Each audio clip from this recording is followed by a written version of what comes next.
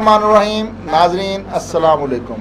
Programme रूहानी मसाइल के साथ मैं हूं इरफान मुस्तफ़ा सहराई और मेरे साथ हैं इंग्लैंड से अल्लामा अजीम जी। नाजरीन, अल्लामा अजीम जी का शुमार स्कॉलर्स में होता है जो कि रूहानी मसाइल के हवाले से आपको बताते भी हैं। और अच्छा, अल्लामा अजीम जी, आपके मसाइल प्रोग्राम को बहुत सराहा जा रहा है, बहुत पसंद किया जा रहा है।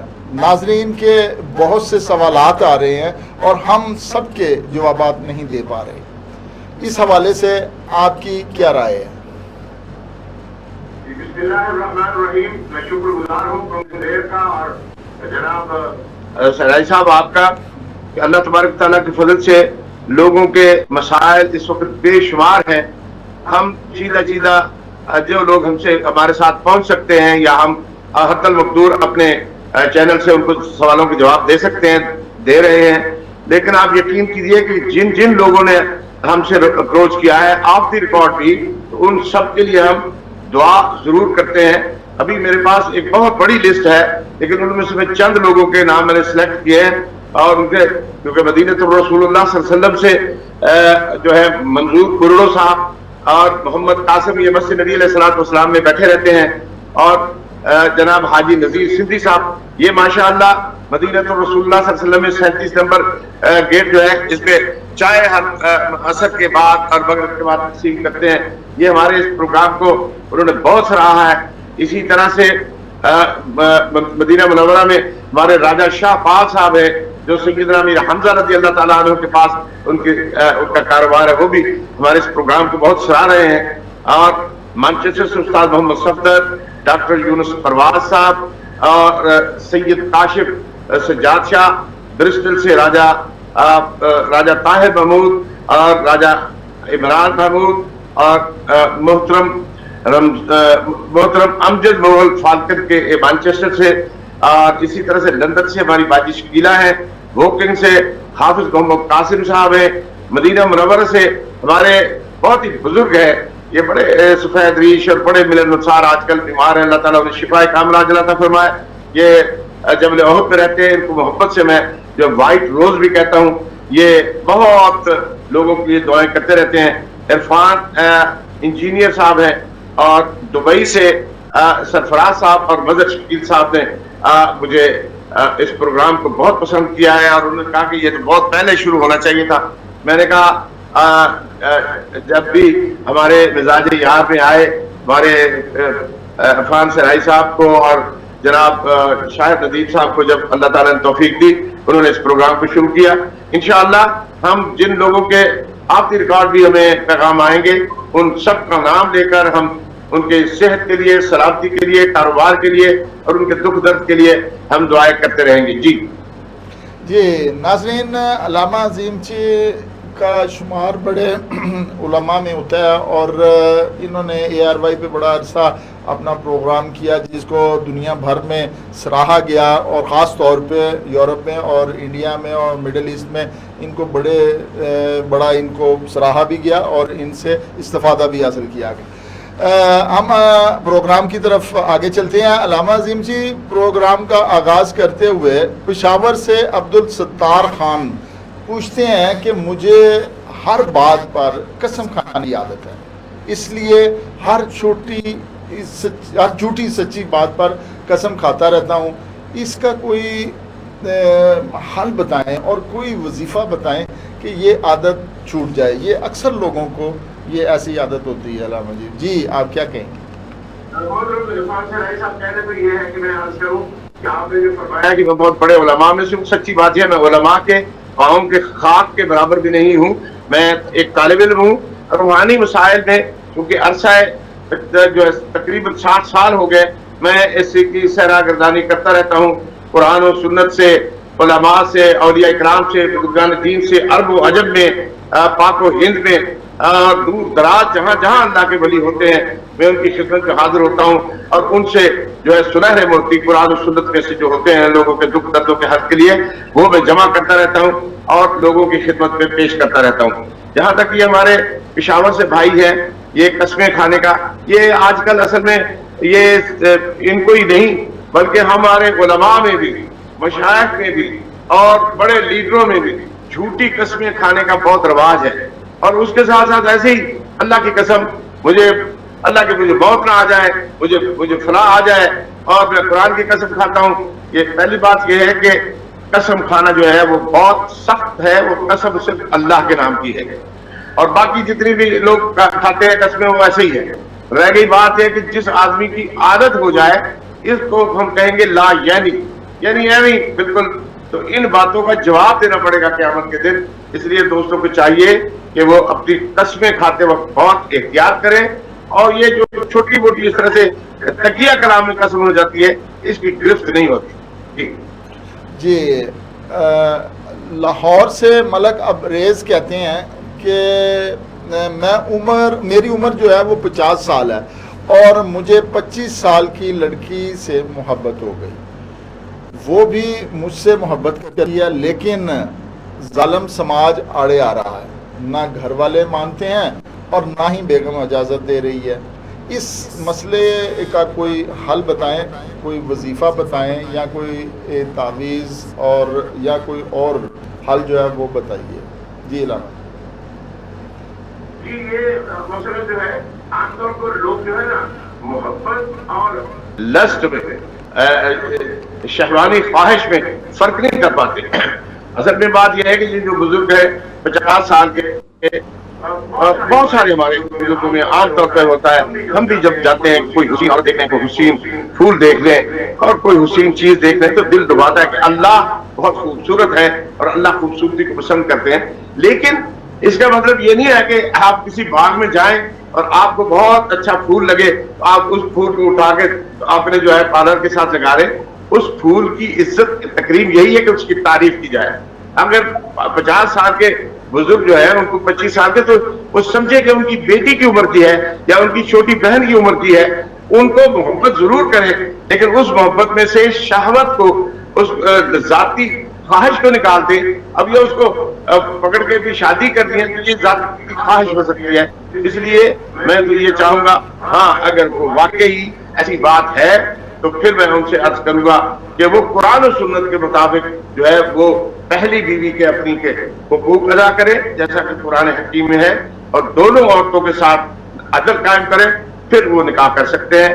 اللہ تعالیٰ سمجھ دے، اور ہماری بیٹیاں نوجوان بچیاں جو ہیں ان کو بھی اللہ تعالیٰ عقل دے، اور ہمارے نوجوانوں کو بھی کہ وہ بجائے لسٹ کے، خواہشات کے، نفسانی اور شہوانی کے پیچھے جانے کے جو حیا اور اب نیک نکاح کرے تو اس پہ انشاءاللہ ان کو فائدہ ہوگا. جی علامہ عظیم جی اگلا سوال ہے فیصل آباد سے. روزینہ کنول کہتی ہیں کہ گھر میں سکون نہیں رہا، لڑائی جھگڑا ہوتے رہتے ہیں اور شوہر دوسری شادی کرنے کا اصرار کرتا ہے، جبکہ ہمارے 2 بچے ہیں. کوئی وظیفہ بتائیں، کوئی حل بتائیں کہ سارے معاملات ٹھیک ہو جائیں. میں روبینہ کنول صاحبہ، بات یہ ہے کہ جب آپ کے نام کے ساتھ کنول صاحب کرتا ہوں تو کنول جو ہوتا ہے وہ ایک بہت گہری جھیل کے اندر بہت خوبصورت نظر آتا ہے. کوشش کریں کہ آپ گہری جھیل بن جائیں. جتنے بھی آپ کے خلق کی طرف سے کوئی آپ کی طرف آتے القابات یا کچھ، ان کا ترکی بترکی جواب دینے کے بجائے آپ صبر سے کام لیں، 2 رکعت نماز نفل پڑھیں، اور پھر میں آپ سے ایک عرض کروں گا اللہ کا پیارا سا نام جو ہے وہ آپ پکاریں، یا مجیبو یا اللہ یا مجیبو یا اللہ 100 مرتبہ، اور سورۃ کوثر جو ہے وہ 10 مرتبہ پڑھ کے اللہ سے دعا کریں. انشاءاللہ اپنے شوہر کو اللہ تعالیٰ عقل عطا فرمائے گا.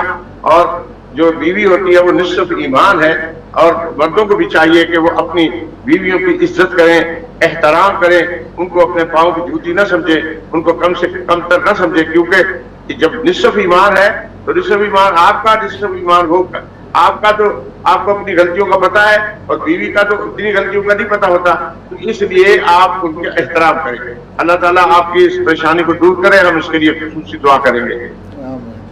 جی علامہ جی انگلینڈ سے، لندن سے خضر حیات کہتے ہیں کہ کیش اینڈ کیری میں کام کرتا ہوں جو کہ آف لائسنس ہے. اور ہول سیل کی یہ کویشچن کہہ رہی ہے جاب اور تنخواہ معقول ہے لیکن کیا میرے لیے کام جائز ہے؟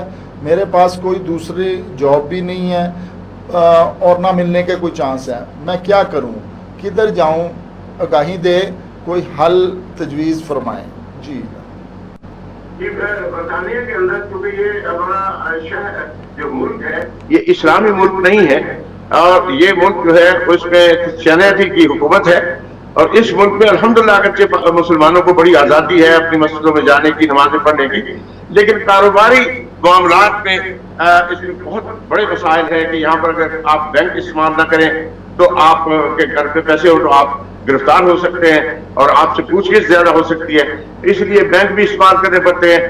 تو اسی طرح سے آپ کے جو کاروبار ہیں اس میں کاروبار میں اگر آپ جاتے ہیں تو بہت سارے کاروبار، اب اس میں لکھا ہوتا ہے حلال گوشت اور وہ کیش اینڈ کیری پہ اور حلال چیزیں، تو وہ لیکن اس میں شراب بھی ہوتی ہے۔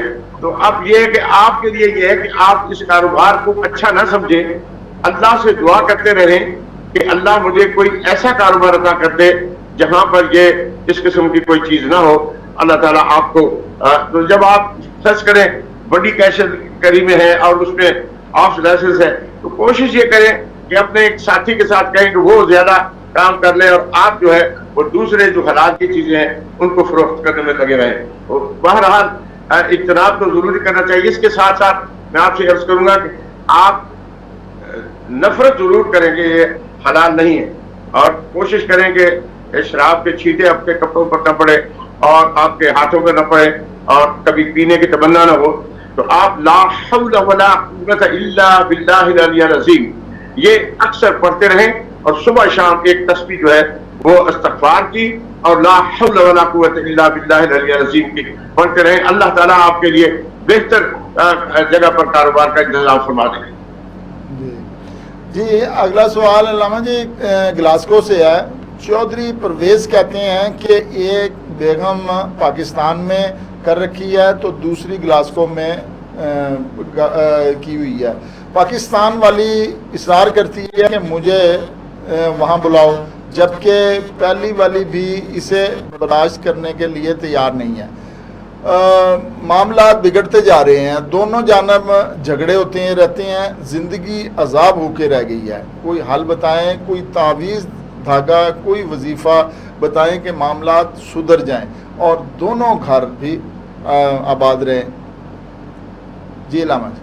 پہلی بات یہ ہے کہ میں اس بات کے اوپر بہت تکلیف ہے، یہ میں بات کہنا چاہتا ہوں کہ بہت سے اوورسیز کے میں لوگ جو ہے ان کے چار پیسے آ جاتے ہیں تو وہاں یہاں والی بیوی کو چھوڑ کے جا کے پاکستان وہ عورتوں کو سنہری خواب دکھا کے اور وہ شادی کر لیتے ہیں۔ یہ بہت بری بات ہے۔ شادی کے لیے 2 3 4 تک اجازت ہے اسلام میں، لیکن قرآن حکیم کی اگلی آیت میں ہے اگر تم انصاف کر سکو تو، اور پھر اس سے اگلی آیت قرآن میں ہے کہ تم نہیں کر سکو گے کیونکہ اللہ جانتے ہیں۔ تو جب آپ عدل نہیں کر سکتے تو شادی نہ کریں۔ اب چونکہ آپ نے شادی کر لی ہے تو آپ کوشش کریں کہ دونوں بیویوں کے حقوق جو ہے وہ ان کو ادا کرنے کی صحیح کریں، اور جو پاکستان والی بیگم ہے ان کو بھی ان کا نام نفقہ ان کی چیزیں جو ہے اپنے حساب سے پہنچاتے رہیں، اور یہاں والی کو بھی خوش کرنے کی کوشش کریں۔ اگر آپ نے جھوٹ موٹ ان کے ساتھ کچھ سنہری خواب ان کو دکھائے ہیں تو بہرحال ان سے معافی مانگ لیں۔ اور یہ ایک میں آپ سے عرض کروں گا کہ آپ جو ہے وہ سورہ والعصر جو ہے وہ 13 مرتبہ پڑھے اور اس کے ساتھ 100 مرتبہ صبح شام استغفار کرتے رہیں اور اللہ سے دعا کریں اللہ تعالیٰ آپ کے معاملات کو اتنا اچھا کر دے کہ دونوں بیویوں کے دلوں کے اندر محبت ہو جائے اور وہ اکٹھی رہنے پر راضی ہو جائے۔ جی کیونکہ ناممکن ہے تقریباً۔ جی علامہ جی برمنگم سے ماتاب احمد کہتے ہیں کہ بیوی شک و وہم کا شکار ہے، ہر بات پر شک، ہر بات پر وہم کرتی ہے، میری ہر بات کو جھوٹا ہی سمجھتی ہے، میں کیا کروں، کدھر جاؤں، کچھ سمجھ نہیں آ رہا، کوئی وظیفہ، کوئی تدبیر یا بیگم کا رویہ اچھا ہو جائے اور میرے لیے پرسکون زندگی گزارنے کا موقع ملے۔ جی دیکھیے جی کہ لوگ اپنی بیوی کے ساتھ اپنے تمام جھوٹ سچ جو ہے نا وہ شیئر کرتے رہتے ہیں. کاروبار میں بے ایمانی جب کرتے ہیں تو وہ بھی بیوی کے ساتھ شیئر کرتے ہیں, تو بیوی کو تو شک پڑنا ہے کہ بھی یہ اس طرح سے کرتے ہیں. اور اکثر بیشتر بیویاں جو ہوتی ہیں وہ شکی ہوتی ہیں. اس میں بڑے بڑے بزرگوں کی, ائمہ کی اور انبیاء کی بیگمات کو بھی جو ہے شکوک رہے ہیں. چونکہ محبت جب ہوتی ہے تو اس میں شک ہوتے ہیں. میں یہ سمجھتا ہوں کہ ان کی بیگم جو ہے ان سے بہت زیادہ پیار کرتی ہیں اور وہ چاہتی ہیں کہ میرا شوہر سچا ہو. تو اس سچا ہونے کے لیے میں ان سے عرض کروں گا کہ یہ سورہ بقرہ کے آخری رکوع کی تلاوت کیا کریں صبح اور شام کو, اور کوشش کریں کہ جتنا کم جھوٹ بول سکتے ہیں یا پھر اس جھوٹ کے بارے میں اپنی بیوی کے ساتھ تذکرہ بند کر دیں. انشاءاللہ ان کا جو ہے وہ شک دور ہو جائے گا اور جو ہے وہ گھر میں ایک مودہ محبت ہوگی اور اچھا ماحول پیدا ہوگا. بیویوں کو بھی چاہیے کہ وہ بلا وجہ شوہروں پر شک نہ کریں, کیونکہ مرد جب باہر جاتا ہے اسے کئی قسم کے معاملات سے دو چار ہونا پڑتا ہے. تو بیوی بلا وجہ یہ نہ سمجھے کہ میرا شوہر جو ہے دل پھینک ہے یا میرا شوہر جو ہے وہ کسی برائی میں مبتلا ہے. اس طرح بلا وجہ شک جو ہے وہ قرآن حکیم میں بھی منع کیا گیا ہے اور اسے گناہ کہا گیا ہے. جی علامہ عظیم جی, اگلا سوال مانچسٹر سے ہے اور مانچسٹر سے چودھری ادریس پوچھتے ہیں کہ عید الاضحیٰ پر قربانی کے پیسے پاکستان بھیجتا رہتا ہوں تاکہ وہاں قربانی سے رشتہ داروں کے لیے آسانی پیدا ہو, مگر وہ میری قربانی کو اپنی قربانی کہہ کر کرتے ہیں. کیا اس سے فرق پڑتا ہے اور میری قربانی ہو جاتی ہے یا کہ نہیں, اور مجھے کیا کرنا چاہیے, رہنمائی فرمائیں. پہلی بات تو یہ ہے کہ جناب برطانیہ کے اندر یا یورپ کے اندر قربانی کرنا بڑا مسئلہ ہوتا ہے, کیونکہ یہاں پر ذبیحہ نہیں کر سکتے اور وہ قصابوں کو پیسے دینے پڑتے ہیں یا گوشت کے والوں کے جو دکان والے ہوتے ہیں ان کو پیسے دینے پڑتے ہیں. تو کئی بار وہ یہ ہوتا ہے کہ وہ لوگوں کو نہیں پتا ہوتا, وہ رات کو ہی, چونکہ وہ جو ذبیحہ خانے ہیں وہ رات کو چلتے ہیں, تو وہ رات کو ذبح کروا کے تو صبح ان کو کہہ دیتے ہیں یہ جی آپ کی قربانی ہے, اس کا اتنا نمبر 76 نمبر 75 نمبر. تو اس میں احتیاط کرنے کی ضرورت ہے. اگر پاکستان بھیجیں یا کوئی جہاں کئی غریب ممالک ہیں جیسے غزہ کے لوگ ہیں, لیکن یہ ہے کہ وہاں پر وہ قربانی پہنچے, یا اور کئی غریب ممالک میں یہاں پر بڑی بڑی جو ہے وہ چیریٹیز وہ کرتی ہیں. وہ چیریٹیز میں تو کچھ بے ایمانی بھی کرتے ہیں کہ 500 جانور لیے اور پھر کہہ دیا کہ یہ 5000 پاکستانیوں کی طرف سے 5000 برطانویوں کی طرف سے قربانی ہو گئی. بہرحال یہ ایک الگ مسئلہ ہے, لیکن یہ ہے کہ آپ کی قربانی بالکل ہو جاتی ہے, اور ان رشتہ داروں کو بھی چاہیے کہ وہ احسان مانے اور اپنے بھائی کا, اپنے چچا کا, اپنے باپ کا, اپنے عزیز کا نام ضرور لیں کہ بھی انہوں نے یہ بھیجی ہے اور ہم یہ کر رہے ہیں. اور ثواب تو اللہ تعالیٰ سب کو عطا فرمائیں گے.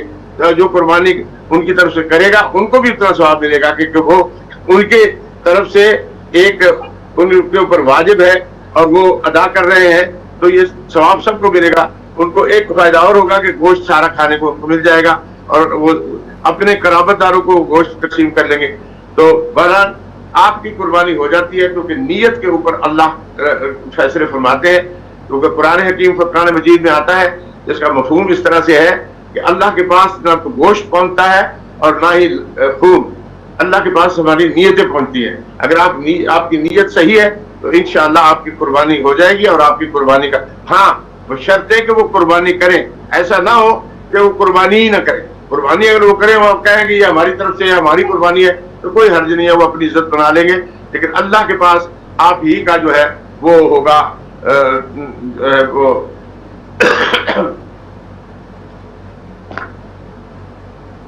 میں معذرت خواہ ہوں. جی جی علامہ عظیم جی, اگلا جو تھا یہی تھا کہ وہ آپ نے بتا رہے تھے کہ قربانی جو ہے وہ ہو جاتی ہے. جی قربانی ہو جاتی ہے. جی الحمدللہ قربانی جو ہے وہ نیت کے ساتھ ہوتی ہے, قربانی ہو جاتی ہے. تو اگر وہ نام نہیں بھی لیتے تو کوئی حرج نہیں ہے, کیونکہ اللہ نیتوں کو جانتے ہیں. جی ہاں, اللہ نیتوں کو جانتے ہیں. علامہ عظیم جی, ملک و عوام کے حالات ناسازگار رہے ہیں اور آپ جیسے نیک لوگوں کی دعاؤں کی اشد ضرورت ہے. کیا آپ سب کے لیے دعا فرمائیں گے؟